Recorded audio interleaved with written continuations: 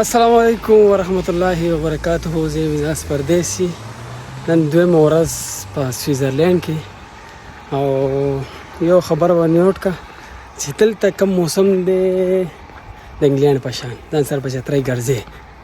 او بله خبر دا ده د دې خلک ډېر ښه خلک دي. مثلا ما خو د یو کس نه تپوس وکړو لکه یو ځای ته تلم نو ما څه تپوس کوم چې کومه لار ورته تللې ده نو دومره یې وکړه چې په موبایل کې ګوګل میپ کلو کو او لار راته سیده کا. یو خدا شو بله دا خبره ده چې موسم کم دی د انګلینډ په شان دی لکه بس اني ټایم باران وګوره رویسته وګوره ښایسته موسم دی. بله دا خبره ده صفایي لحاظ سره بیوټیفول او نمبر 1 به ورته ووایي لکه ډېر زیات صفایي خیال ساتي او د عوام خیال ساتي لکه سایکل لپاره خپل ځای ډېر طریقې سره هر څه جوړ کړي دي. یو خبره پکې دا ده چې حلال فوډ نه ملاویږي او دومره ګران دي هر څه. زه به تاته وروسته وښیم. زما په خیال یو دوکان په نظر راغو ورځمه کېدی شي دا د ترکي دوکان وي چې څه وخورم. نو ما په ډاله ته مینو شي چې کورد دی او لکه حلال دی ورسره. یس حلال دی کباب ډونر کباب دی. بس دا شکر دی چې راته میلاو شو.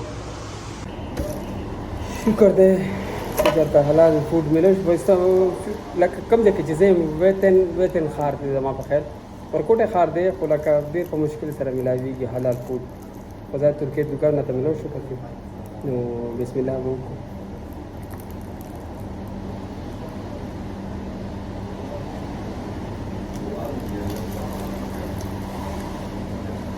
شاته چې کوم دی ترکي کباب وکنه یو خبره ته وکړم لکه زه دا د سیل ګریلي ځای ته نه یم راغلی چې لکه د چکر ځای دی که نه لکه کوم ځای ته په دنیا کې چې کوم د چکر ځای ته ځي که نه نو هلته هر څه ګران وي اورې. خو لکه دلته اوس ما نارمل یو کباب یو کوک تاسو چې کوم وکتو تقریبا 16 فرنک کې واغسته که نه 16 نو چې ایرو ته یې واړه ما په خیال 18 راځي او که دغه ته پاکستاني ته واړه وي خو تقریبا 3,500-4,000 پورې راځي. ډېره زیاته ګراني دی یار دلته په دې 16-17 ایرو باندې ویلي کي زه ته 2-3 ځلې په خوراک کولی شي اورې ټیک ده. لکه دلته تنخواګانې زیاتې دي خو واپس یې دنه وباسم لکه دا پکې څه ګورې اورې. خو نوره صفایي لحاظ سره خلک ډېر ښه خلک په تمیز سره میلاویږي چا نه څه تپوس وکړي هیلپ دې کوي مدد دې کوي لکه دا نو پرابلم دی دلته. خو لکه ګراني ډېره زیاته ده. ښه د دې نه بعد خاص کر زه خو چکر نه یم راغلی خو د دې نه بعد به انشاءالله قاسم جان سره ملاقات کېږي په بله ویډیو کې زما سره.